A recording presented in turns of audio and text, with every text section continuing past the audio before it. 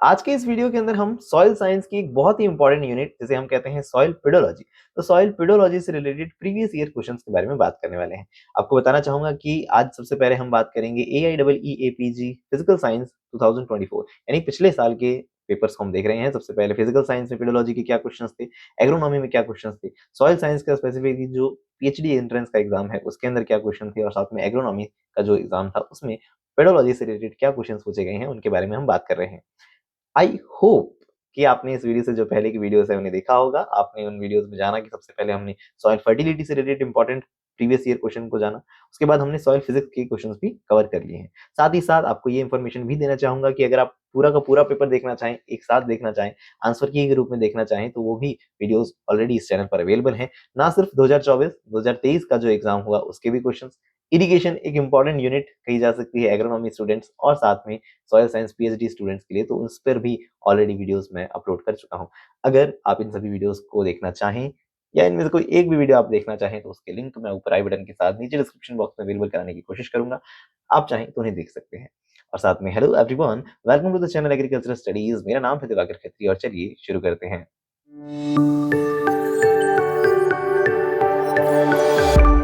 तो चलिए शुरुआत करते हैं फिजिकल साइंस के पेपर के साथ। तो सबसे पहला आज का जो क्वेश्चन है वो है the most common 1:1 type clay mineral in the soil is.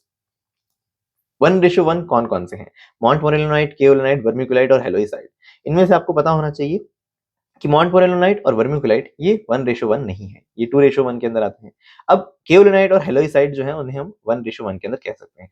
लेकिन मोस्ट कॉमन, सबसे ज्यादा सुना हुआ जवाब हम देखते हैं जिसकी एनायन एक्सचेंज कैपेसिटी सबसे ज्यादा होती है, बहुत ही इंपॉर्टेंट मिनरल जिसे हम याद करते आए हैं, और तो उसे याद रखेंगे क्या है, केओलिनाइट। तो answer should be the kaolinite. Second, next हम देखते हैं द ओए सब होरिजन किसे डोनेट करता है। ओए जो है वो किसे डोनेट करता है? ये हाईली डिकम्पोज्ड ऑर्गेनिक मैटर को दिखाएगा, या इंटरमीडिएट को दिखाएगा, या लीस्ट को दिखाएगा, या organic matter without decomposed organic matter. तो आई होप इसके बारे में आप जानते हैं। अपना आंसर अपने आप दिमाग में गैस करिए, मुझे पॉज कर लीजिए, हर क्वेश्चन पे मुझे पॉज करें और अपना आंसर दिमाग में सोचें, देन उसका सही आंसर देखें। तो इसका आंसर जो है वो क्या होगा? O A is a highly decomposed part. इसे सेप्रिक भी कहा जाता है। ओ ई उसे मॉडरेटली कहा जाता है डिकम्पोज मटेरियल। ओ आई उसे स्लाइटली डिकम्पोज जैसे फाइब्रिक भी कहा जाता है। तो सेप्रिक, हेमिक एंड फाइब्रिक, ये तीन टर्म्स भी इतने दिमाग में याद रख सकते हैं। और ज्यादा स्पेसिफिकली हम कहें तो जो कंप्लीट लिस्ट हमें याद करनी हो तो क्या कर सकते हैं, तो इस चार्ट को स्क्रीनशॉट ले लीजिए कॉपी अपने फोन में, या अपनी कॉपी में बैठ के लिख सकें तो और अच्छी बात हो सकती है। कि सबऑर्डिनेट डिस्टिंक्शंस दिए गए हैं मास्टर होरिजन के अंदर। तो ए जो है वो हाईली डिकम्पोज को दिखाता है, बी जो है बरीड होरिजन को दिखाता है, और इस तरह से कंप्लीट लिस्ट को आप अपने आप पढ़ेंगे, अपने दिमाग में ट्रिक्स बनाएंगे, कैसे भी करते हुए इन सभी डिस्टिंक्शंस को आप याद करने की कोशिश कर सकते हैं। ये आपके काम आ सकती है। और भी सामने आए जा रहे हैं आपके, तो ये वाई तक जो कंप्लीट सीरीज है आप से देख सकते हैं और याद कर सकते हैं। नेक्स्ट आपको सॉइल प्रोफाइल की एक तस्वीर दिखाई गई है कि ओ होरिजन जो है उसे O1 और O2 में डिवाइड किया गया है, एल, एफ और एच में भी इसे डिवाइड किया जा सकता है। तो इस चार्ट को भी आप प्लीज वीडियो को पॉज करते हुए अपने आप पढ़ें, आपके लिए ये बहुत ज्यादा बेनिफिशियल साबित हो सकता है। A horizon, B horizon, C horizon, R horizon, इनके सभी के स्पेसिफिक कैरेक्टरिस्टिक्स होते हैं, सभी से इंपॉर्टेंट क्वेश्चंस बनते हैं। तो आई होप आपने ये सभी चीजें सॉइल पेडोलॉजी के अंदर या कहीं ना कहीं सॉइल फिजिक्स में सॉइल प्रोफाइल को किसी ना किसी जगह आपने जरूर पढ़ा होगा। नहीं पढ़ा हो तो पिछले वीडियोस को भी आप देख सकते हैं, नहीं तो अपने बुक्स में अपने नोट्स से सॉइल पेडोलॉजी का कंप्लीट रिवीजन करने के बाद ही आगे के क्वेश्चंस को कवर करेंगे। अगर आपके पास रिवीजन होगा तब आप ज्यादा बेटर तरीके से इन क्वेश्चंस को डील कर पाएंगे, याद रख पाएंगे। नहीं तो कुछ क्वेश्चन नहीं आते होंगे तब भी दिमाग से आने वाले वक्त में स्लिप हो जाएंगे। लेकिन आपको अगर कंटेंट याद है, आपने चीजें पीछे रिवाइज की हैं, फिर आप प्रीवियस ईयर क्वेश्चंस को करेंगे, तब वो आपके लिए ज्यादा बेनिफिशियल साबित होंगे, है ना। तो उसका आंसर क्या था? फर्स्ट था। ठीक है, अब एक्स्ट्रा ज्ञान नहीं दूंगा, मैं सिर्फ क्वेश्चन पे फोकस करूंगा कि intense weathering of soil shifts its 0 point charge towards the higher pH owing the greater accumulation of iron and aluminium oxide. एक बहुत ही इंपॉर्टेंट और एक थोड़ा सा काइंड ऑफ क्रिटिकल सा टॉपिक रहता है जिसे हम कहते हैं 0 point चार्ज। वैसे तो ये सॉइल केमिस्ट्री में आना चाहिए 0 point चार्ज का पॉइंट, लेकिन इंटेंस वीदरिंग से रिलेटेड था इसलिए मैंने यहाँ रख दिया ऐसे। The application of organic matter in soil also pushes the soil 0 point charge towards the higher pH. क्या लगता है आपको, क्या दोनों स्टेटमेंट सही हैं, दोनों गलत हैं, एक सही एक गलत? अपने दिमाग में इसका आंसर सोचिए। मैं आंसर रिवील कर रहा हूं, और आंसर रिवील करने से पहले जेडपीसी को देख लेते हैं। क्या है the pH at which, is ZPC होता क्या है? 0 point चार्ज, ऐसा पॉइंट जहां हम कहते हैं चार्ज जीरो हो गया। किसका पॉइंट? तो हम कहेंगे पीएच का। The pH at which the net surface charge of the soil colloid is 0। Soil colloid का नेट चार्ज जो है वो 0 हो जाएगा। सॉइल में, सॉइल कोलोइड्स पे जनरली कौन सा चार्ज होता है? नेगेटिव चार्ज होता है। तो अब ऐसी कंडीशन, ऐसी पीएच जहां पे नेगेटिव को या तो लोग पॉजिटिव करने आ जाएं, या अगर सॉइल कोलोइड पॉजिटिव है तो ऐसी पीएच जहां पे कुछ पॉजिटिव लोग आ जाएं तो ऑलरेडी नेट चार्ज क्या हो जाए? न्यूट्रल हो जाए। तो ऐसा पॉइंट जो है उसे क्या कहा जा सकता है? 0 पॉइंट चार्ज कहा सकता है, राइट। अब इससे रिलेटेड ये जो सही इंफॉर्मेशन है वो आपके सामने यहाँ रखी गई है, अपने आप इसे पढ़ सकते हैं आप कि phosphate fixation by ligand exchange process raises the soil negative charge. जैसे कि फॉस्फेट फिक्सेशन, ये इंपॉर्टेंट लाइन है, आने वाले वक्त में आपके सामने आ सकती है एग्जाम में। तो process raises the soil negative charge and pushes the ZPC towards the lower pH. तो आप दिमाग में एक याद करने वाली बात क्या याद रखेंगे कि जब नेगेटिव चार्ज बढ़ेगा सॉइल कोलॉइड्स पे, जब नेगेटिव चार्ज बढ़ेगा तो पीएच नेगेटिव, नेगेटिव मतलब 7 के इधर के लोग आप नेगेटिव मान लीजिए, 7 के उधर के लोग पॉजिटिव मान लीजिए। पीएच स्केल पर मैं कह रहा हूं अगर नेगेटिव चार्ज बढ़ रहा है तो आप मान लो जेडपीसी किस तरफ शिफ्ट होगा? लोअर पिच पीएच की तरफ शिफ्ट होगा। That is the stronger H plus ions concentration is required in the surrounding solution. जैसा कि मैंने बताया कि जेडपीसी ऐसा पॉइंट है जहां पे सॉइल न्यूट्रल या हम कहें जीरो नेट चार्ज रखना चाहती है। तो उस कंडीशन के अंदर आपको ये बात समझ आ गई कि फॉस्फेट फिक्सेशन हुआ है तो सॉइल पे अगर नेगेटिव चार्ज है तो नेगेटिव चार्ज को जरूरत किसकी है? पॉजिटिव चार्जेस की। पॉजिटिव चार्ज कहाँ मिलेंगे भाई साहब? H प्लस यानी, या एल्यूमिनियम प्लस 2+3, एल्यूमिनियम, फेरस, ये वाले लोग जो हैं वो कहाँ? एसिडिक पीएच में मिलेंगे ना। तो हम कह सकते हैं कि सॉइल जेडपीसी कहाँ शिफ्ट होगा? समझ रहे हैं आप? लोअर पीएच की तरफ। नेक्स्ट लाइन में बताया कि intense weathering of soil shifts its ZPC towards higher pH. यही लाइन अभी हमने देखा एग्जाम में आई है कि जेडपीसी जो है हायर पीएच की तरफ शिफ्ट होगा जब इंटेंस वीदरिंग होगी। इंटेंस वीदरिंग होगी तो ऐसा मान लीजिए फेरस और एल्यूमिनियम के ऑक्साइड, फेरस और एल्यूमिनियम ज्यादा निकलेंगे। जब निकलेंगे तो उन्हें OH माइनस जुड़ेंगे उनके ऊपर, है ना। तो OH माइनस वगैरह इनके ऊपर जुड़ेंगे तो OH माइनस वाली कंडीशंस जब आ रही हैं, या हम कहें फेरस एल्यूमिनियम ऑक्साइड जब बढ़ रहे हैं सॉइल में, तो वो पीएच कहाँ जा रही है? OH माइनस बढ़ रहे हैं तो पीएच हम देख रहे हैं हायर की तरफ जा रही है। तो उस कंडीशन में जेडपीसी कहाँ शिफ्ट हो जाएगा? हायर पीएच की तरफ शिफ्ट हो जाएगा। मैं कंप्लीटली शायद क्रिस्टल क्लियर आपके दिमाग में नहीं कर पाया हूँ इस बात को, लेकिन कोशिश कर रहा हूँ कि क्लियर कर पाऊँ। तो आप इन दोनों पॉइंट्स को फॉर श्योर दिमाग में जरूर याद रखें, आपके सामने अगले साल फिर जरूर सामने आ सकते हैं, है ना। केओलिनाइट से related pH dependent edges charges की बात, यहाँ जो भी मैंने हाईलाइट कर रखी है इन सभी चीजों को प्लीज अच्छे से याद रखें। Indeed the ZPC of alfisol and alfisol, ultisol बोल दीजिए भले, और alfisol is generally higher than that of inceptisol. Point को अच्छे से दिमाग में जरूर याद रखना है, ये एग्जाम में आपके काम आ सकता है। Organic matter on the other hand pushes the ZPC towards the lower pH. Organic matter के अंदर हम कहते हैं कैटायन एक्सचेंज कैपेसिटी बहुत ज्यादा होती है, तो इसका मतलब उस पर नेगेटिव चार्जेस बहुत ज्यादा हो सकते हैं। अब नेगेटिव चार्जेस को पॉजिटिविटी देने के लिए तो हम कहेंगे जेडपीसी, जेडपीसी कहाँ शिफ्ट होना चाहिए? लोअर पीएच की तरफ शिफ्ट होना चाहिए। लेकिन एग्जाम में क्या दे दिया इन्होंने? इन्होंने तो ये बात कही, अच्छा आप इसके ग्राफ को भी समझ सकते हैं, है ना। ग्राफ के अंदर भी यही बताया है कि एसिडिक कंडीशन में जेडपीसी इधर शिफ्ट हो रहा है पॉजिटिव चार्जेस को लेके आने के लिए, और negative charges on soil colloids के लिए जेडपीसी जो है वो उस तरफ शिफ्ट हो रहा है, यानी हायर पीएच की तरफ शिफ्ट हो रहा है। ठीक है ना। लेस एसिडिक का मतलब क्या हो गया? मोर एल्केनाइन कंडीशन। तो इस तरह से कैटायन एक्सचेंज कैपेसिटी और एनायन एक्सचेंज कैपेसिटी से रिलेट करते हुए इस ग्राफ को भी आप ऑब्जर्व करके रखें दिमाग में, है ना। और जेडपीसी से रिलेटेड और इन्फॉर्मेशन रख दी गई है कि SiO2, MnO2, TiO2, FeO2O3, है ना, और साथ में गोएथाइड जो है, इन सभी के जेडपीसीज को रिप्रेजेंट किया है। तो उन्हें अच्छे से बैठ के याद करना बहुत ज्यादा जरूरी है कि SiO2 का सिर्फ 2 है, मन मन मन के ऑक्साइड का 4 है, टाइटेनियम ऑक्साइड जो है उसमें 4.5 है, और हम कहीं हेमेटाइट जो है उसका 6.5 to 8 है, गोएथाइड का 8.5 है, सबसे ज्यादा गिब्साइट का है तो वो है मोर देन 9 भी कहा गया है, तो 7.5 to 9.5। इसका सीक्वेंस मुझे लगता है सर आपके सामने एग्जाम में आ सकता है कि अरेंज दीज मिनरल, ठीक है ना। तो आंसर आप समझ चुके थे कि यहाँ फर्स्ट स्टेटमेंट सही दिया गया था, लेकिन सेकंड स्टेटमेंट में उन्होंने गलती कर दी, मतलब जानबूझ के गड़बड़ की है उन्होंने कि यहाँ पे टुवर्ड्स हायर पीएच लिख दिया जो कि सही नहीं था। तो suggestion was right and reason गलत था। Arrange the following in the decreasing order, जैसा कि मैं कह रहा था इंक्रीजिंग डिक्रीजिंग ऑर्डर काफी आने लगे हैं, तो डिक्रीजिंग ऑर्डर बताना है हमें सिलिकॉन टेट्राहेड्रॉन की लिंकेज से रिलेटेड। तो नेजो, फाइलो, टेक्टो एंड आइनोसिलिकेट। आई होप आपने ये कंप्लीट सीरीज पढ़ी है, अच्छे से आप जानते होंगे सबसे पहले किसका नाम आता है, नेजो सिलिकेट, फिर सोरो सिलिकेट, फिर साइक्लोसिलिकेट्स आते हैं, देन फाइलोसिलिकेट्स एंड टेक्टोसिलिकेट। इस तरह की एक सीरीज देखते जाते हैं कि शेयरिंग, ऑक्सीजन की शेयरिंग लगातार बढ़ती हुई देखी जाती है इसके अंदर, है ना? तो उस हिसाब से अगर आप जज करेंगे तो answer will be the second one. यानी सबसे पहले हमें डिक्रीजिंग पूछा है तो ध्यान देने वाली बात देखना, जब भी क्वेश्चन पढ़ें तो दिमाग में फोकस करें कि भाई इंक्रीजिंग पूछा है कि डिक्रीजिंग पूछा है, क्योंकि ऑप्शन दोनों इस तरह के बनाए दिए जाते हैं कि इंसान के आंसर जो है चांसेस बढ़ जाते हैं गलत होने के। तो प्लीज़ इसे ध्यान रखना कि डिक्रीज़िंग पूछा था, तो सबसे पहला ऐसा बंदा ढूँढेंगे जिसके अंदर लिंकेज सबसे ज़्यादा हो, जिसके को हम कहते हैं टेक्टोसिलिकेट, जिसे हम कहते हैं स्ट्रक्चर सिलिकेट, या हम पूरा कंप्लीटली कॉम्प्लेक्स लैटिस जिसके अंदर देखा जाता है वो है टेक्टोसिलिकेट, क्वार्ट्ज जिसका बहुत अच्छा एग्जांपल है। तो हम कहेंगे सी सबसे पहले है, फिर बी यानी फाइलोसिलिकेट, लेयर सिलिकेट्स, देन उसके बाद आइनोसिलिकेट्स आ जाते हैं, और सबसे पहले हम कहेंगे नेज़ोसिलिकेट। अगर सौरो होता तो वो उससे पहले आता। चलो क्या, इससे रिलेटेड मैंने आपको फॉर्मूला और इसकी कंप्लीट लिस्ट मैंने यहाँ रिप्रेजेंट कर दी है। नेज़ो, सौरो, साइक्लो, है ना? फिर सिंगल चेन जिसे आइनोसिलिकेट कह देते हैं हम, फिर डबल चेन एम्फीबॉयल्स और पायरोक्सिन आई गए, फिर पायरोक्सिन और sorry phyllosilicates, and then last में टेक्टोसिलिकेट। नीचे भी लिखा गया है, very important for all exams related to the ICR. Next है arrange the decreasing order of basal spacing. Basal spacing के घटते हुए क्रम में ऐसे बताना है। तो सबसे ज्यादा बेसल स्पेसिंग किसमें होती है? मॉन्टपोरिलोनाइट या वर्मिकुलाइट? तो आंसर मुझे लगता है मॉन्टपोरिलोनाइट की अकॉर्डिंग होनी चाहिए, उसके सबसे ज्यादा होगी, उसके बाद डिक्रीजिंग ऑर्डर देखना है ना? तो answer should be the fourth one, यानी सबसे ज्यादा है मॉन्टपोरिलोनाइट के बेसल्स, उसके बाद है वर्मिकुलाइट, उसके बाद है लाइट, और सबसे कम है केओलोनाइट के अंदर।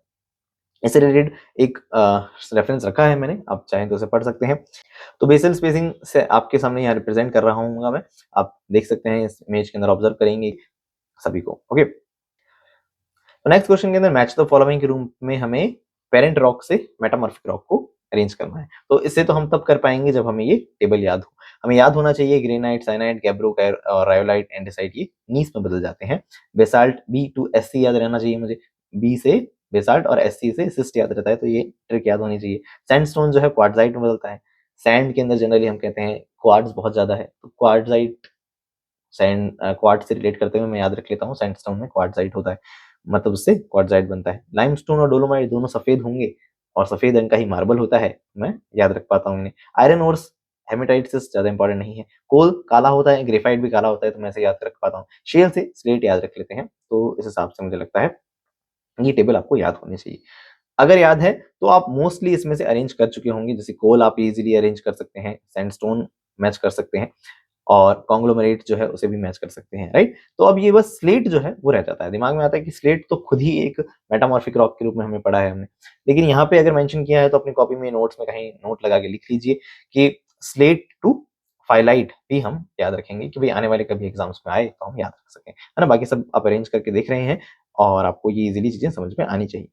पीछे चार्ट से रिलेट कर लीजिएगा, आपको ये चीजें तीन तो ऑप्शन आराम से मैच हो ही रही हैं। बस एक जो मैं कह रहा हूँ अपने कॉपी में कहीं लिख लीजिए, क्योंकि स्लेट तो खुद ही हम ये मान के चलते हैं। बात समझ आ गई आपको मैं क्या कहना चाह रहा हूँ, राइट? नेक्स्ट आगे बढ़ते हैं। सॉइल ऑर्डर्स को हमें मैच करना है। सॉइल ऑर्डर के कैरेक्टरिस्टिक्स हमने एक कंप्लीट वीडियो में कवर किए हैं, आप चाहें तो उन वीडियोस को अच्छे से कवर कर सकते हैं। बहुत ही सारे, बहुत ही ज्यादा इंपॉर्टेंट टॉपिक है ये पेडोलॉजी का, कि अल्टीसोल, वर्टीसोल, मॉलीसोल और एल्फीसोल। एल्फीसोल और अल्टीसोल दोनों मुझे याद रहते हैं क्योंकि उनके अंदर एक रिश्ता है, कि एल्फीसोल कहता है कि मेरे अंदर 35% से ज्यादा बेस सैचुरेशन है, जबकि उल्टी उल्टी सोल जो है, या कैसे बोले उल्टी सोल, जो भी प्रोनाउंस करना चाहें आप, जो है अल्टीसोल बोल दीजिए जैसे भी है, तो ये अल्टीसोल जो है उसके अंदर 35% से कम होता है। तो ए का तो थर्ड होना चाहिए और डी का मुझे लगता है फोर्थ होना चाहिए। तो हाँ, बिल्कुल ये ऐसा एक ही ऑप्शन में दिया गया है आई थिंक, एक, हाँ ना? तो इस हिसाब से अब बी का फर्स्ट हो जाएगा। वर्टिसोल्स हमें पता है कि जिसके अंदर ऑटोमेटिक चर्निंग लिखी जाती है, वर्टिसोल का बहुत इंपॉर्टेंट कैरेक्टर होता है। जो कि मोलिसोल जो है वो उसके अंदर क्या आ जाएगा आंसर? ऑप्शन सेकंड करेक्ट है। और जैसे कि मैंने बताया सॉइल ऑर्डर से रिलेटेड मैं ऑलरेडी वीडियो क्रिएट कर चुका हूँ, प्लीज आप इन वीडियोस को देख लें, या अपनी बुक्स के अंदर सॉइल ऑर्डर का बहुत ही अच्छे से रिवीजन कर लेना। हर एक हर एक कैरेक्टरिस्टिक हर सॉइल ऑर्डर का बहुत इंपॉर्टेंट है ना? ए वेगामी हाउस कभी पढ़ा करते थे हम। चलो क्या, waterlogged soil typically displays a grayish color due to the reduced oxygen level। बिल्कुल, पानी जब इकट्ठा हो जाता है तो ग्लेजिएशन हो जाता है। Gleization is a very important specific soil forming process, right? पता होना चाहिए आपको। तो अब कहते हैं upland soil usually maintains reddish और brown hue due to its well aerated nature. Upland soil जो है उनके अंदर रेडिश टू ब्राउन ह्यू देखा जाएगा due to its well aerated nature. क्या लगता है आपको, क्या दोनों स्टेटमेंट सही होंगे? असर्शन रीजन के रूप में क्या दोनों जस्टिफाई कर रही हैं दोनों एक दूसरे को बात? जस्टिफाई तो ऑफकोर्स नहीं कर रही होंगी, कि ये बात समझ आ गई होगी आपको, कि कहाँ हम ऊपर वाटर लॉक्ड कंडीशन की बात कर रहे हैं और नीचे हम रेडिश ब्राउन कलर की बातें कर रहे हैं, तो वो अलग चीज है। तो क्या लगता है आपको आंसर क्या होना चाहिए?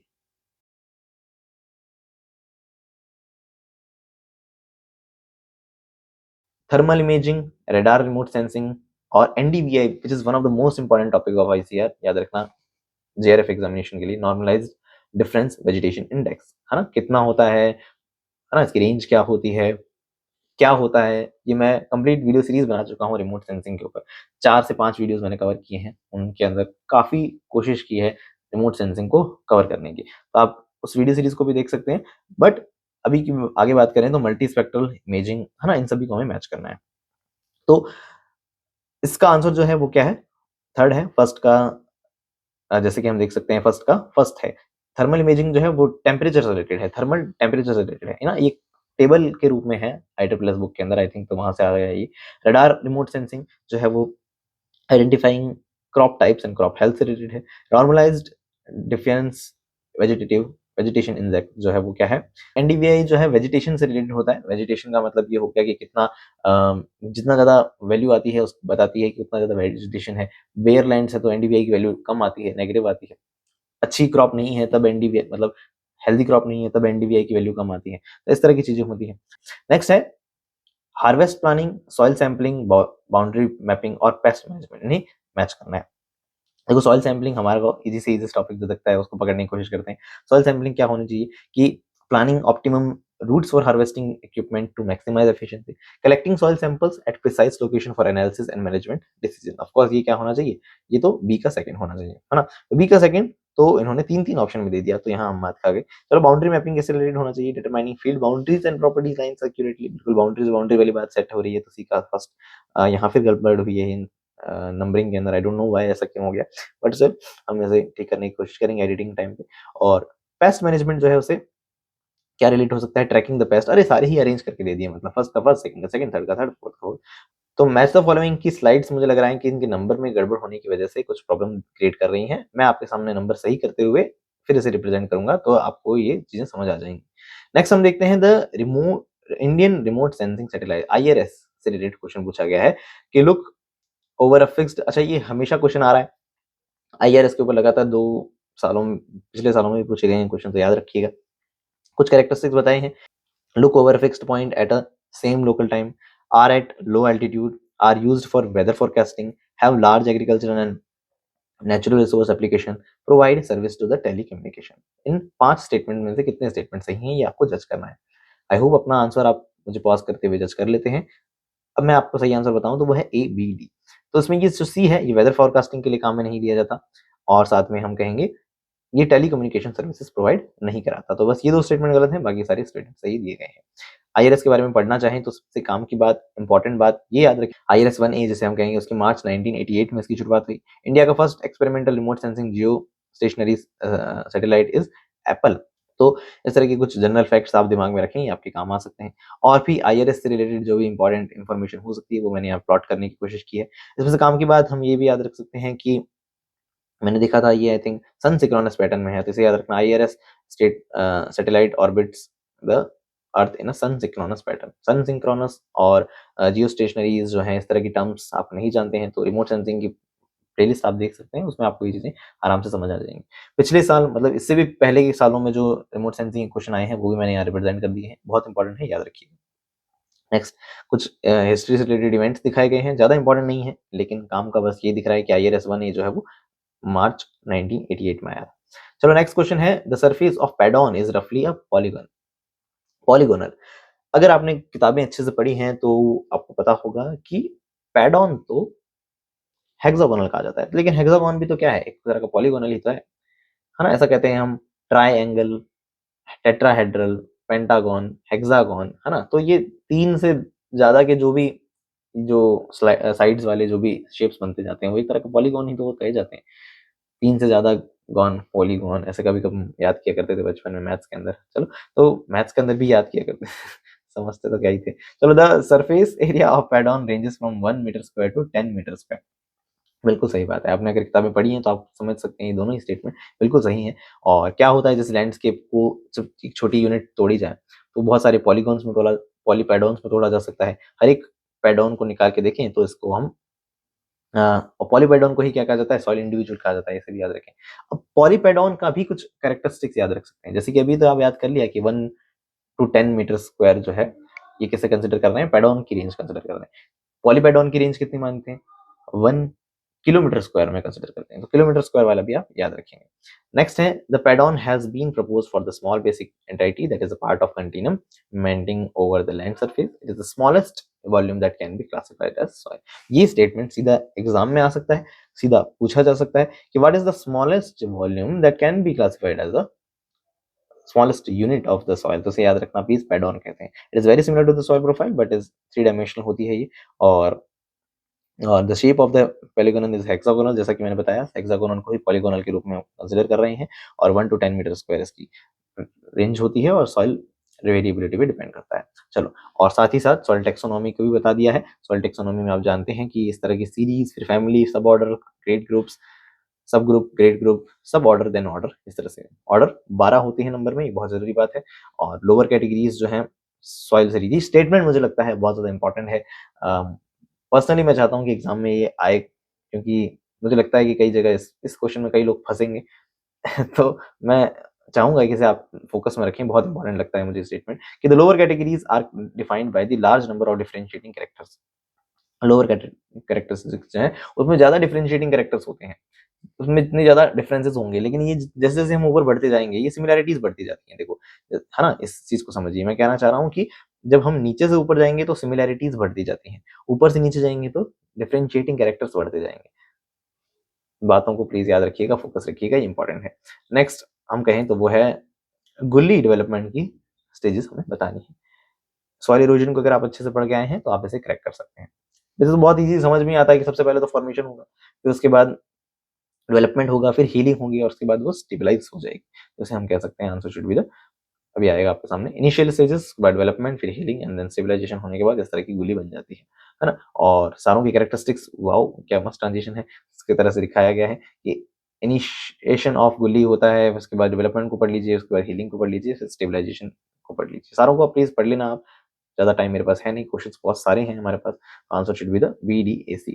ओके, नेक्स्ट है steady state soil infiltration rate. ये मैंने आपको पिछले वीडियो में भी कवर किया था क्वेश्चन, तो समझ सकते हैं कि स्टेडी स्टेट के रूप में लगातार एक तरह से सॉइल का इन्फिल्ट्रेशन किससे कंट्रोल होगा, सॉइल की प्रोफाइल पे डिपेंडेंट होगा ये। तो सॉइल की प्रोफाइल पे सबसे ज्यादा हम कह सकते हैं कंट्रोल होगा कि पानी अंदर से जितना जल्दी जल्दी मूव करता जाएगा तो ऊपर से उतना ही अच्छे से इनपुट उसका होता जाएगा। नेक्स्ट है chemical weathering involve complete disintegration और modification in the structure and composition of the primary mineral. बिल्कुल, ऐसा केमिकल विदरिंग के 6 टाइप्स हम पढ़ते हैं, है ना, हाइड्रोलाइसिस, ऑक्सीडेशन, रिडक्शन, कार्बोनेशन, है ना, इस तरह के अलग अलग टाइप्स को हम पढ़ते आए हैं।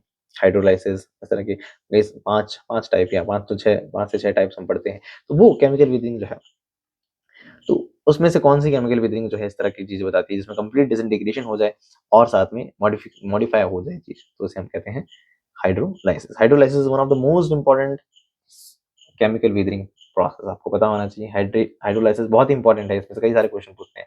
आई थिंक डबल स्टेप्ड हम जो कहते हैं डबल विदरिंग, इस तरह का भी कुछ टर्म यूज की जाती है, तो वो भी हाइड्रोलाइसिस से ही रिलेटेड होती है ना। तो इसका एग्जांपल क्या होता है, इसमें केओलिनाइट को चेंज होता हुआ दिखाते हैं हम दूसरे क्ले मिनरल के अंदर, तो इस तरह की भी कुछ चीजें आती है हाइड्रोलाइसिस में। आप अगर रिवाइज करें करके आए इस चीज के ऊपर, विदिंग के ऊपर, आपको ये बहुत इंपॉर्टेंट टॉपिक के साथ होगा।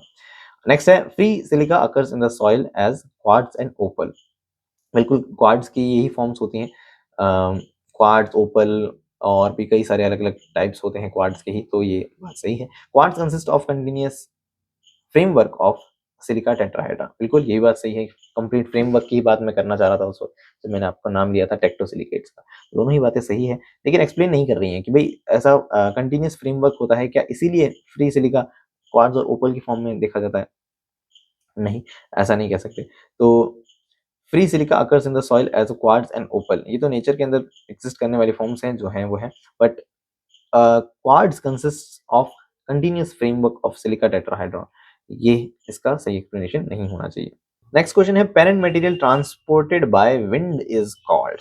इसके लिए एक टेबल अच्छे से याद करनी पड़ेगी, और आई होप आपको ऑलरेडी याद होगी कि colluvium is related to the gravity, alluvium related है पानी से, एओलियन जो भी पूछा गया है वो है सैंड ड्यून से रिलेटेड, जो है वो एयर से रिलेटेड है, विंड से रिलेटेड है, लेगस्टाइन जो है वो लेक से रिलेटेड है, मेराइन जो है वो सी एंड ओशन से रिलेटेड है, ऑर्गेनिक जो है वो ऑर्गेनिक मटेरियल इतना इंपॉर्टेंट नहीं है, आउटवॉश जो है इंपॉर्टेंट है, sediments transported and deposited by flowing water से रिलेटेड आउटवॉश है, रेजिडम याद रखना है, material deposit due to the weathering and hard rock in place which is not much important, इतना ज्यादा देखा नहीं गया एग्जाम में। टिल मोरेन इंपॉर्टेंट है ना, मोरेन अलग है, मोराइन अलग होता है, मेराइन अलग होता है, सॉरी, मेराइन जो है वो सी से रिलेटेड है, मोरेन जो है वो किससे रिलेटेड है, ग्लेशियल टिल से रिलेटेड है, ये बात इंपॉर्टेंट है। और लोइस भी बहुत ही ज्यादा इंपॉर्टेंट है, जो कि है प्राइमरी सिल्ट और उसके डिस्प्लेसमेंट से रिलेटेड। तो अभी लोइस नहीं पूछा, हमें से क्या पूछा है, एओलियन पूछा है, तो हम याद रखेंगे वो answer should be the first one, right. और नेक्स्ट आपको मिनरल्स मैच करने हैं रॉक्स के साथ, तो igneous rock, marine, sedimentary rock, metamorphic और टेरेस्ट्रियल। टेरेस्ट्रियल मतलब सतह पर कौन से होने वाले हैं, अर्थ सरफेस पे कौन से होंगे, अर्थ सरफेस पे वोल्केनिक ऐश होनी चाहिए, वोल्केनो से फट के जो बाहर आएगी, तो डी का तो फर्स्ट होना चाहिए, डी का फर्स्ट एक नहीं दिया है तो बल्ले बल्ले हो गई। आंसर क्या होना चाहिए, सेकंड। तो ए का सेकंड क्यों, इग्नियस रॉक्स के अंदर एक फर्स्ट एग्जांपल बहुत ज्यादा फेमस है, ग्रेनाइट है, एसिडिक इग्नियस रॉक में हम इसे कंसिडर करते हैं। तो मेराइन सेडिमेंट्री रॉक्स जो है वो बी का थर्ड यानी लाइमस्टोन से रिलेटेड है, मेराइन सेडिमेंट्री रॉक्स में। मेटामॉर्फिक रॉक, ये नीस अभी हमने पढ़ी थी, नीस किससे बनी है, ये सारी चीजें हमने वहाँ कॉन्ग्लोमरेट और सभी से बन रही थी, है ना नीस। तो नेक्स्ट है, हम कह रहे हैं कि layer silicate consist of two tetrahedral sheets bound to either sides of an octahedral sheet. ये थोड़ा सा कंफ्यूजिंग क्वेश्चन है, अच्छे से याद रखिएगा, बहुत इंपॉर्टेंट है। क्या है, लेयर सिलिकेट जो होते हैं यानी फाइलोसिलिकेट्स की बात हो रही है। अब phyllosilicate consist of two tetrahedral sheet, जिसमें टू टेट्राहेड्रल शीट्स होती हैं और बीच में एक ऑक्टाहेड्रल शीट्स होती है। नेक्स्ट है, two tetrahedral sheets of 2:1 silicates ends bound to one side of octahedral sheets in a layer silicate। पहले तो अपने आप प्लीज इस क्वेश्चन को जज करिए, आपको क्या लगता है, ये बात बहुत इंपॉर्टेंट है, आपके दिमाग में क्या कहता है, क्या ये दोनों स्टेटमेंट सही है, क्या आपका दिमाग चीख चीख के कह रहा है हाँ सही है, दोनों स्टेटमेंट सही है। अगर आपको लगता है ये दोनों स्टेटमेंट सही है तो आपको बताऊंगा कि आंसर है थर्ड। दोनों के अंदर फर्स्ट स्टेटमेंट को सिर्फ करेक्ट माना गया है, सेकंड स्टेटमेंट को इनकरेक्ट माना गया है। क्या कारण है, देखिए, अब यहाँ लेयर सिलिकेट्स कहा है तो फाइलोसिलिकेट्स की बात हो गई। अब phyllosilicate consist of two tetrahedral sheets. अब फाइलोसिलिकेट्स, देखिए ये कंप्लीट स्टेटमेंट में मैं कहूंगा कि पूरी तरह तो सही नहीं है, क्योंकि फाइलोसिलिकेट्स में तो केओलिनाइट भी कंसिडर किया जाना चाहिए, 1:1 वाला भी तो है, तो वो लेयर सिलिकेट ही ना, उसमें 1:1 की है, तो क्या हो गया, तो उसमें टू टेट्राहेड्रल शीट्स तो नहीं होती, उसमें ऑक्टाहेड्रल शीट्स तो नहीं होती। तो सारे, यहाँ अगर ऑल लिखा हुआ है, all layer silicates consist of two tetrahedral sheets bound to either sides of the an octahedral sheet, यानी सैंडविच के रूप में होते हैं, सारे ही ऐसे होते हैं, तो ये स्टेटमेंट गलत हो जाता है। लेकिन अभी इसमें ऑल के रूप में कंसिडर नहीं किया है, सिर्फ लेयर सिलिकेट कहा है, तो कुछ हद तक ये स्टेटमेंट सही है, तो फिर हम फर्स्ट स्टेटमेंट को करेक्ट मान सकते हैं। लेकिन सेकंड स्टेटमेंट तो बिल्कुल ही गलत हो गया कि 2:1 जो है वो तो, ये जो दो लेयर हैं उनके बीच में ऑक्टाहेड्रल, अब ये वाला ऊपर वाला और ऊपर वाले के ऊपर भी तो क्या होगा, ऑक्टाहेड्रल होगा। अब ये जो सैंडविच था उसके नीचे भी तो क्या होगा, ऑक्टाहेड्रल होगा। समझ पा रहे हैं, इमेजिन कर पा रहे हैं, तब कर पाएंगे जब आपने ये सारे टॉपिक्स अच्छे से पढ़ रखे हों।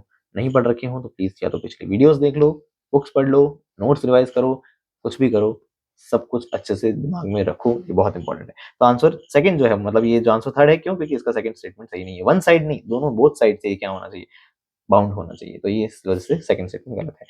इस तरह से मैंने आपके सामने एग्जांपल रखे हैं, 1:1 टाइप के आंसर आते हैं केलोनाइट और एलोइसाइट, एक्सपेंडिंग में आता है मोंटप्रिलिनाइट, लिमिटेड एक्सपेंडिंग में आता है वर्मिकुलाइट, बहुत इंपॉर्टेंट बात है ये, वर्मिकुलाइट की कैटायन एक्सचेंज कैपेसिटी सबसे ज्यादा होती है, बहुत ही ज्यादा इंपॉर्टेंट स्टेटमेंट है ये। और नॉन एक्सपेंडिंग मिनरल जो है वो एलाइट में आ गया, और क्लोराइड जो है वो 2:2, 2:1 के रूप में कंसिडर करते हैं। यहाँ एक्स्ट्रा जो लेयर होती है वो ब्रूसाइट की होती है, मैग्नीशियम ऑक्साइड, आपको पता होनी चाहिए बात। चलो खैर, trace elements that shows affinity for the sulphide mineral are, sulphide के भाई लोग क्या कहे जाते हैं, याद रखना। आपको आंसर पता है तो बहुत अच्छी बात, नहीं है पता तो अभी याद कर लेना। इसका आंसर है, आंसर दिखाने के नाम पे ये पूरी लिस्ट ही आ गई। चलो वो है चालको। चालको मैंने आपको पहले भी मिनरल्स याद करवाए हैं, इंपॉर्टेंट मिनरल्स सारे एक वीडियो में कंसिडर किए गए हैं, तो वहां आपको बताया था चालको वर्ड दिखते ही समझ जाना कुछ सल्फर से रिलेटेड बात तो हो रही है। तो यहाँ आज देखते हैं हम चाल्कोफाइल जो है वो सल्फाइड ओर को खा जाता है ना, चाल्कोजन लविंग के रूप में कहते हैं। बायोफाइल लिविंग ऑर्गेनिज्म से रिलेटेड है, एटमोफाइल एटमॉस्फेयर के गैसेस से रिलेटेड है, सिडेरोफाइल मुझे लगता है इंपॉर्टेंट है, ये आ सकता है आयरन लविंग के रूप में याद रखना जरूरी है, और लिथोफाइल रॉक लविंग होते हैं। अब इसके अंदर भी कौन कौन से एलिमेंट, अच्छा किसने दिया है ये भी बहुत जरूरी है, तो विक्टर गोल्डस्मिथ ने जियोकेमिकल क्लासिफिकेशन दिया है, इस बात को याद रखना। Geochemical classification was given by, छोटा सा क्वेश्चन आ गया तो याद रखना गोल्डस्मिथ ने दिया था। नेक्स्ट इज डोलोमाइट, दोदोमाइट याद रखता हूं मैं, डोलोमाइट दोदोमाइट क्यों, ताकि याद रहे कि इसमें कैल्शियम भी है मैग्नीशियम भी है, दोनों के कार्बोनेट है, कैल्शियम मैग्नीशियम कार्बोनेट होते हैं, इसका फॉर्मूला आपको पता होना चाहिए। तो आंसर क्या होगा, A and B only are the source, है ना, मतलब कैल्शियम एंड मैग्नीशियम का ही सोर्स है, आयरन सल्फर का नहीं है।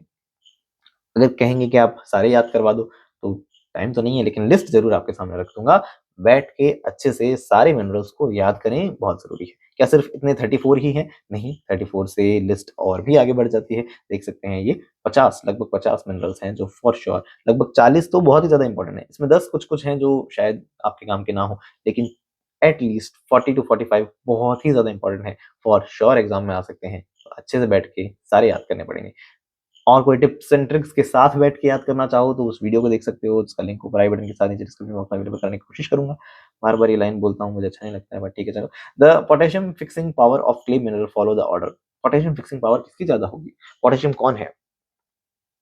के प्लस है ना, के प्लस आयन है, कैटायन है, तो के प्लस को वो ज्यादा फिक्स करेंगे लोग जिनकी कैटायन एक्सचेंज पावर अच्छी खासी हो, राइट, ऐसा हो सकता है कैटायन एक्सचेंज पावर अच्छी खासी हो, जिसके अंदर गैप हो, जिसको अपने अंदर घुसा सकें कोई, है ना, तो उसमें किसका नाम आना चाहिए सबसे पहले? तो आंसर आना चाहिए वर्मिकुलाइट का।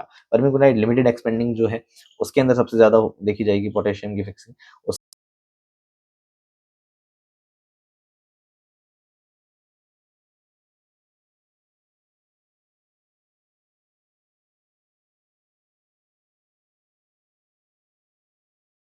कम इलाइट में, उससे ज्यादा हम कहेंगे मॉन्टमोरिलोनाइट में, और सबसे ज्यादा सबसे कम जो है हम कह सकते हैं सबसे कम केओलिनाइट के अंदर, केओलिनाइट के अंदर सबसे कम हम देख सकते हैं पोटेशियम की फिक्सिंग होती है, क्योंकि आप कहेंगे कि वो एक तरह का फिक्स्ड है मटेरियल, मिनरल, उसके अंदर एक्सपेंडिंग नेचर ही नहीं है, तो सबसे कम होता है केओलिनाइट के अंदर, उससे ज्यादा हम कहेंगे मॉन्टमोरिलोनाइट में, उससे ज्यादा इलाइट में ज्यादा पोटेशियम की फिक्सिंग होती है, और उससे भी ज्यादा होती है हम कहेंगे वर्मिकुलाइट में। Okay, next the form of phosphorus in rock phosphate, बहुत ही इजी बहुत ही सिंपल आंसर समझ सकते हैं, ये है CA3PO4 का halt wise rock phosphate triple super phosphate, यानी CA3PO4 का हॉल्ट वाइज। तो नेक्स्ट है लेटराइजेशन, क्यों क्या होता है? लेटराइजेशन बहुत ही ज्यादा इंपॉर्टेंट टॉपिक है, स्पेसिफिक सॉइल फॉर्मिंग प्रोसेस, बहुत ही ज्यादा इंपॉर्टेंट है ना, जिसके अंदर एक्यूमुलेशन ऑफ सिलिका और sorry accumulation of ferrous and aluminium oxide, और लीचिंग किसकी हो जाएगी? तो हम कहेंगे सिलिका की। तो बहुत ही ज्यादा इंपॉर्टेंट है, मैं इसके ऊपर कंप्लीट एक वीडियो डेडिकेटेड वीडियो क्रिएट कर चुका हूँ, सारी कंडीशंस उसमें क्रिएट की गई हैं, सब कुछ अच्छे से बताया गया है, आप चाहें तो उसे पढ़ सकते हैं। और रिमूवल ऑफ सिलिका कहेंगे एन एक्यूमुलेशन ऑफ सेस्की ऑक्साइड, बिल्कुल सेस्की ऑक्साइड्स की इकट्ठे होने के कारण ही तो, सेस्की ऑक्साइड क्या होते हैं? फेरस और एल्यूमिनियम के ऑक्साइड, जिसकी वजह से लाल रंग देखा जाता है मिट्टी में। नेक्स्ट आगे बढ़े, तो रिलीज ऑफ आयरन, इसी से रिलेटेड क्वेश्चन पास पास रख दिए गए हैं, अच्छे से याद रखने हैं कि release of iron from the primary minerals and their disposal as coating, coating के रूप में डिस्पोजल हो रहा है, तो ये चीज अलग हो जाएगी, इसे हम कहेंगे ब्राउन टू रेड कलर होना, ये ब्राउनिफिकेशन भी कहा जा सकता है, ये फेरुजिनेशन भी कहा जा सकता है, ये रूबिफिकेशन भी कहा जा सकता है, तीनों बातें सही हैं, लेकिन इसे लेटराइजेशन नहीं कहेंगे। लेटराइजेशन के अंदर तो ये मेंशन करना जरूरी है कि सिलिका जो है वो नीचे लीच आउट हो जाती है, तो answer should be the third one. Next comprehensive system of soil classification किसके ऊपर बेस्ड है?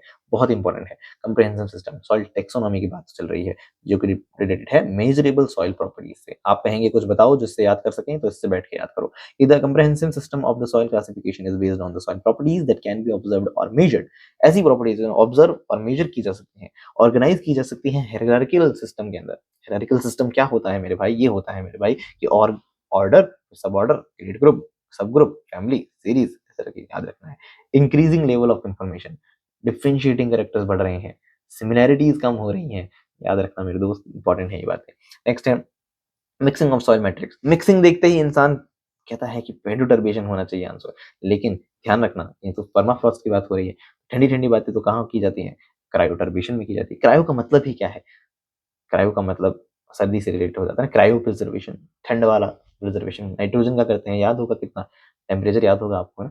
तो क्या है, process of mixing of soil material not by the elevation, ऐसे हम कह सकते हैं पेडोटर्बिशन। मिक्सिंग ऑफ द सॉइल काम की बात है पेडोटर्बिशन। पेडोटर्बिशन फॉनल भी होता है, फ्लोरल भी होता है, अर्जिलो भी होता है। फॉनल फ्लोरल याद रह जाते हैं बच्चों को, अर्जिलो याद नहीं रहता। अर्जिलो भी याद रखना, ये mixing of soil by churning process caused by the swelling shrinking of clay, clay के स्वेलिंग श्रिंकेज की वजह से है। लेकिन एग्जाम में क्या आया, क्रायोटर्बिशन आ गया, जो कि फ्रॉस्ट चर्निंग कहा जाता है, जो कि गेली सोल में देखा जाता है। गेली सोल नया नया ऑर्डर कह सकते हैं, नया मतलब ऐसा नहीं कल ही आया है, लेकिन सॉइल टेक्सोनॉमी में जो लेटेस्ट है वो गेली सोल और एंडी सोल ही है।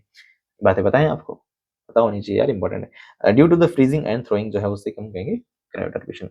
नेक्स्ट आगे बढ़े, लेटराइट सॉइल के अंदर क्या ज्यादा होता है, बच्चा बच्चा जानता है इसका जवाब तो।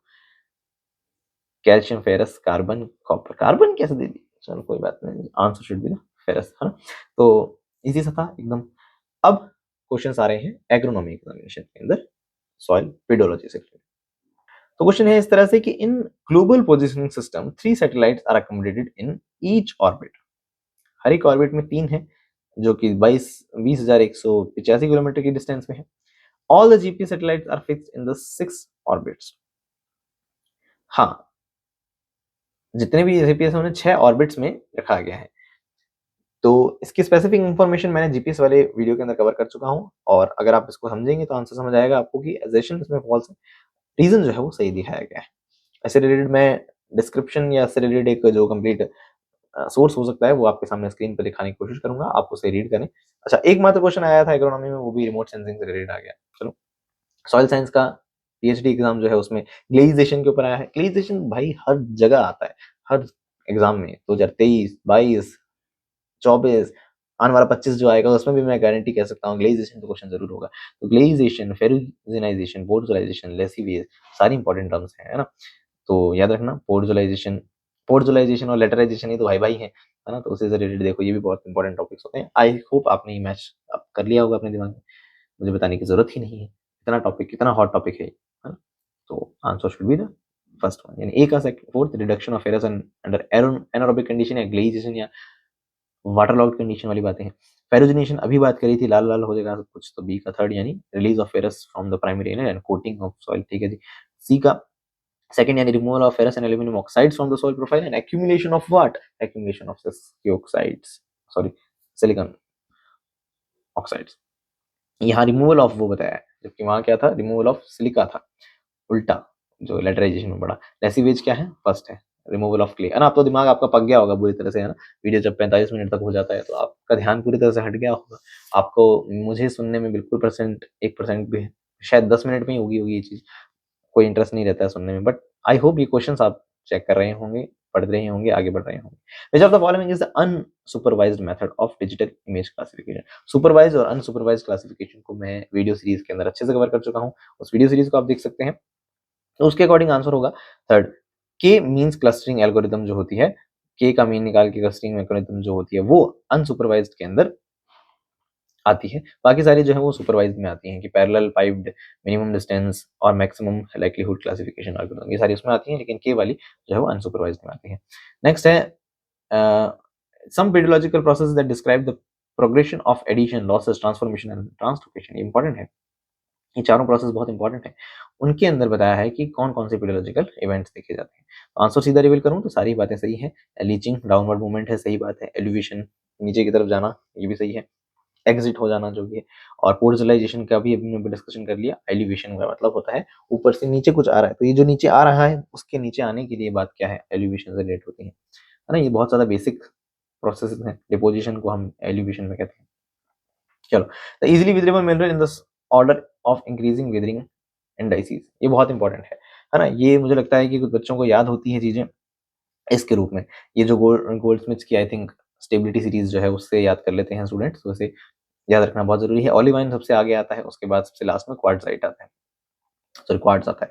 अब मैं कह रहा हूँ कि बायोटाइट और मस्कोवाइट में याद रखना जरूरी होता है। तो याद रखना, मस्कोवाइट मसल से रिलेटेड है, मेरे तो नहीं है मसल, पर मस्कोवाइट मसल से रिलेटेड है नहीं, पर ये ट्रिक बनाने के लिए याद रखना है कि जो मस्कुलर है वो ज्यादा रेजिस्टेंट है विदिंग के लिए, तो याद रखना है muscovite is more resistant to as as compare to the biotite. अब आ तो बहुत सारे मिनरल गए, मिनरल ये भी आ गए भाई साहब, लेकिन मिनरल्स तो कई सारे आ गए हमारे सामने, जैसे कि हम कहेंगे कि क्वार्ट्ज के साथ मस्कोवाइट तो चलो ठीक है, जिप्सम और कैल्साइट डोलोमाइट भी, कैल्साइट भी दे दिया इन लोगों ने, हाँ, ओलिवाइन भी दे दिया। तो इस तरह से इस जो सीक्वेंस को मैंने आपके सामने रखा है, इस सीक्वेंस को बैठ के कॉपी में लिख लीजिए, याद कर लीजिए, रट लीजिए, बहुत इंपॉर्टेंट है। उसके अकॉर्डिंग आंसर आप कर लेंगे, समझ आ जाएगा आपको। नेक्स्ट है ब्लॉकी, प्रिज्मेटिक, प्लेटी एंड स्फेरिकल। सारों के अलग अलग कैरेक्टरिस्टिक्स बहुत इंपॉर्टेंट है, मैच करने हैं। सीधा मैं आंसर रिवील करने की कोशिश करूंगा आपके सामने। ब्लॉकी जो है, जिसके अंदर हम कहेंगे पैड्स आर रफली ग्रेन्युलर, ग्रेन्युलर तो नहीं होते, रफली granular and formed by the biotic activities in surface origin and promotes infiltration, percolation, aeration and root penetration in the soil. ठीक है, देखते हैं। नेक्स्ट है all the 3 dimension of the peds are of same size. सारे dimensions किसमें same होते हैं, ये तो हमें पता होनी चाहिए बात। ये तो ब्लॉक से रिलेटेड बातें हैं, तो ये ब्लॉक ही होना चाहिए। Usually found in the B origin and promotes the good drainage. ठीक है बात। प्लेटी, अब देखते हैं peds are elongated more in the vertical than in the horizontal. Horizontal ज्यादा, वर्टिकल बातें प्रिज्मेटिक में होती है, तो बी का थर्ड होना चाहिए। Horizontal axis is longer than vertical axis, horizontal ज्यादा हो जाती है तो ये प्लेटी में आ जाते हैं, तो सी का फोर्थ होना चाहिए। मैच कर लीजिएगा आप प्लीज अपने आप, इसका आंसर आपके सामने आ जाएगा। नेक्स्ट हम बात करते हैं वो है, सारे मैच करने हैं मिनरल्स को, हॉर्नब्लेन, क्लोराइड, गोएथाइट और साथ में एनोर्थाइट, ये सभी क्या है। तो अभी इसका आंसर डायरेक्ट दिखा रहा हूँ। हॉर्नब्लेड जो है वो प्राइमरी सिलिकेट में आता है, क्लोराइड जो है वो सिलिकेट सेकेंडरी सिलिकेट में आता है, सी का सेकेंड यानी सेकेंडरी नॉन सिलिकेट में आता है गोएथाइट, और डी का थर्ड यानी जिसे हम कह सकते हैं फेल्सपार ग्रुप के अंदर आता है एनोर्थाइट, है ना। कोशिश करूंगा एक सोर्स आ जाए जहां से बैठ के आप अच्छे से याद कर सकते हैं उसे। नेक्स्ट है soil and land though related are two different entities. ठीक है, land is a two dimensional entity, बिल्कुल सही बात है, जबकि जो सॉइल होती है उसे थ्री डायमेंशनल कहा जाता है। तो land is to dimensional entity representing this while the three. ठीक है, दोनों बातें सही हैं, दोनों को इसी वजह से ये जस्टिफाई भी कर रही हैं, तो एक्सप्लेनेशन भी सही है। नेक्स्ट हम देखते हैं, नेक्स्ट क्वेश्चन पूछा है कि ऐसे कौन से प्रोसेस हैं जो सॉल्ट एक्यूमुलेशन से रिलेटेड हैं। सॉल्ट जमीन पर कब आएगा, weathering of rocks and parent material, बिल्कुल सही है। Low water table with less evaporative demand, less evaporative demand तो नहीं होना चाहिए। इवेपोरेटिव डिमांड तो बहुत ज्यादा होती है, तब जाके पानी ऊपर आता है सरफेस पे, तभी तो हम देखते हैं सॉल्ट ऊपर रह जाते हैं। Excessive application of salt in the, हाँ ये बात भी सही है। पुअर क्वालिटी इरिगेशन वाटर दे रहे हो जिसमें सॉल्ट हाई है, तो ये सही है। तो बी को छोड़ के मुझे लगता है सारे स्टेटमेंट सही हैं, तो आंसर शुड बी द, हाँ, तो बी को छोड़ के सारे सही हैं। नेक्स्ट बताया है which epipedon is dark colored with base saturation less than 50% and remains moist for more than 9 month per year।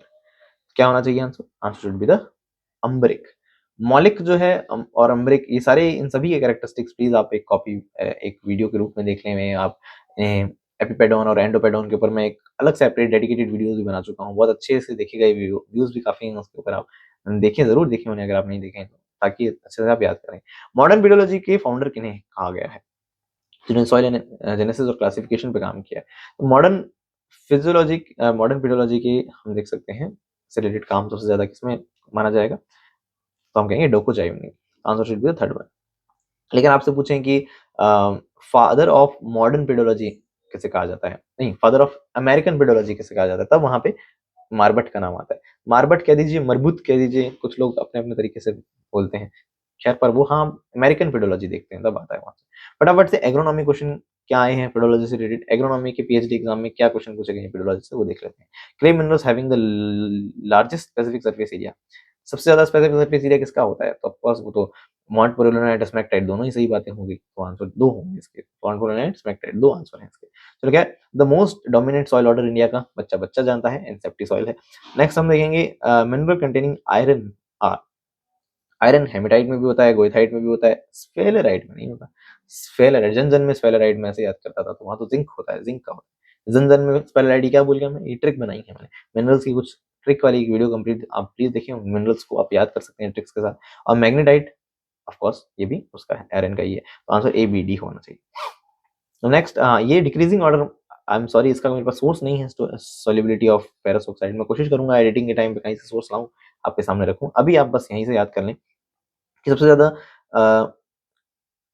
Solubility जो है वो थर्ड यानी मैग्नेमाइट की है, उसके बाद लेप्रिकोसाइट की है, उससे कम हेमेटाइट की है, और सबसे कम जो है गोएथाइट, गोएथाइट सबसे कम सॉल्युबल होता है। ठीक है, नेक्स्ट है मोस्ट विदर्ड सॉइल ऑर्डर, बच्चा बच्चा जानता है, जानना चाहिए उसे, ऑक्सीसॉइल है। ऑक्सीसॉइल सबसे ज्यादा डेवलप्ड सॉइल ऑर्डर कहा जाता है।